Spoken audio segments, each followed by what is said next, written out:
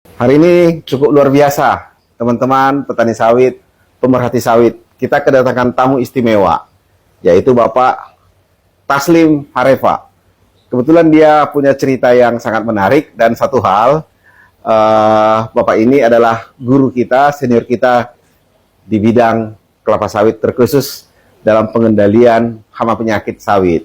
Yuk kita kenalan. Halo Pak Taslim. Ya, Pak. Apa kabar? Baik. Ya, ini Sehat selalu. Bapak kabarnya baru selesai menyelesaikan program S2, S3 sekaligus. Ya. Wah, dengan pendidikan Bapak yang cukup tinggi, pengalaman yang sudah hampir 40 tahun di sawit, Ya.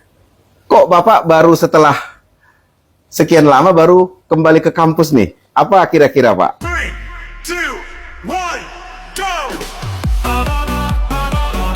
Iya. Saya melihat begini, Pak. Untuk menambah ilmu itu kan tidak melihat muda atau tua. Iya. Ya.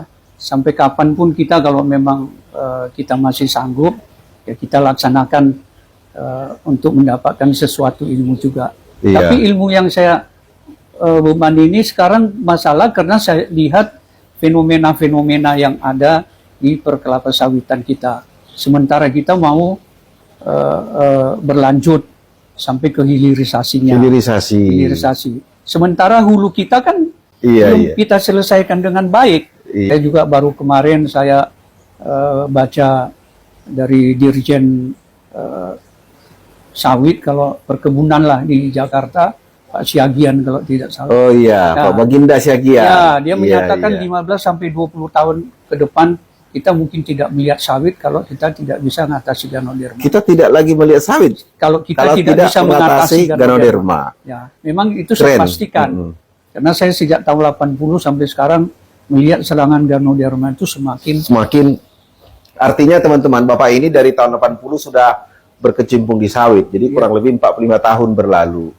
Nah, jadi apa yang dikatakan Pak Taslim Harefa adalah benar. Kita di hilirisasi sudah oke, tapi kita di hulu kalah. ya. Salah satu faktor yang membuat kita kalah di hulu itu, selain faktor-faktor lain, salah satu adalah faktor pengendalian hama penyakit termasuk ganoderma. Nah, jadi semuanya bersatu padu menyelesaikan masalah di hulu. Huluisasi, seperti kata Pak Saad Sinaga, adalah permasalahan sawit Indonesia, dan Bapak Taslim Harefa sudah melakukan riset yang cukup panjang dengan kembali ke kampus, mengambil S2 dan S3 sekaligus. Dari mana Pak tamatnya? Dari Universitas Medan Area. Universitas Medan Area, tempat Pak Taslim Harefa belajar.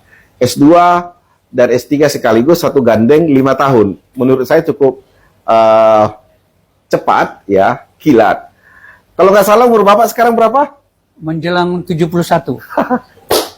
Teman-teman, umur Pak Taslim sudah hampir 71. Ya, Berarti memasuki kuliah itu umur 65. betul. Saya pikir itu bukan pekerjaan mudah.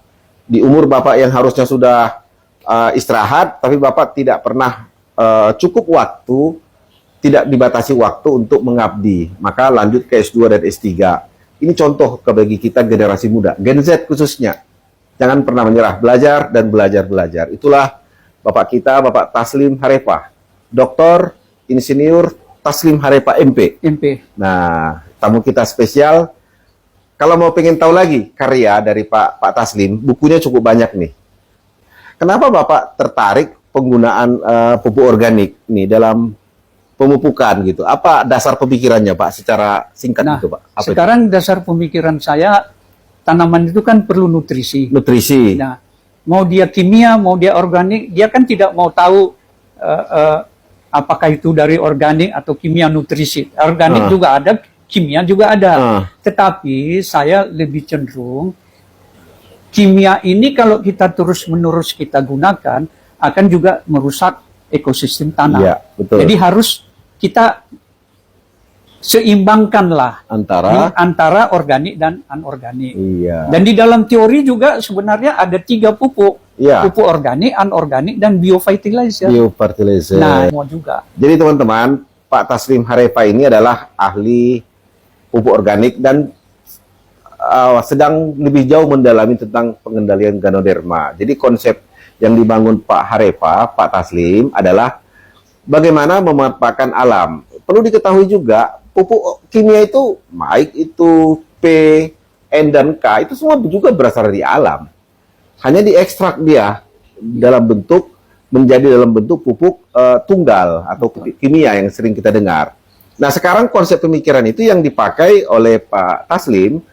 Kenapa enggak langsung alam aja kita perbaiki dengan menggunakan pupuk organik yang ada, sehingga pupuk organik itu tidak perlu diekstrak, tetapi adalah cukup ditreatment melalui mikroorganisme yang bermanfaat bagi tanaman, khususnya melalui tanah sebagai tempat tumbuhnya akar. Kita mendapat souvenir dari Bapak Dr. Taslim Harepa. Buku akan menjadi kita mengetahui apa yang belum kita ketahui. Buku ini berjudul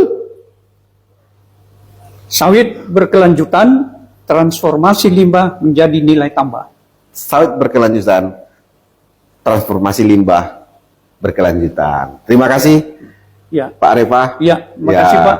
Semoga bermanfaat. Ini ada dua, ya. Ada dua. Nanti kedua-duanya kami pajang untuk dibaca secara umum. Ya, Dan tadi Bapak bilang satu untuk Pak Dr. Rino Afrino, Bapak betul. Sekjen. Nah, Ketua dan Sekjen. Ketua dan Sekjen. Tapi kami akan tetap meletak di sini seperti rak-rak ini, ya, sehingga datang tamu bisa baca. Oh, ada lagi, Pak? Ada. Wow. Tulisan saya dua ini. Nah, Saya menulis dua buku sekaligus. teman-teman, kita juga dapat buku. Apa judulnya, Pak?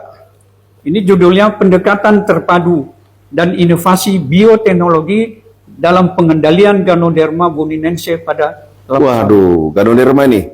Penulisnya juga cukup keren-keren nih, Pak. Ya. Ya, terima kasih, Ya, Bapakku. saya serahkan Ya, Pak buku ya. saya.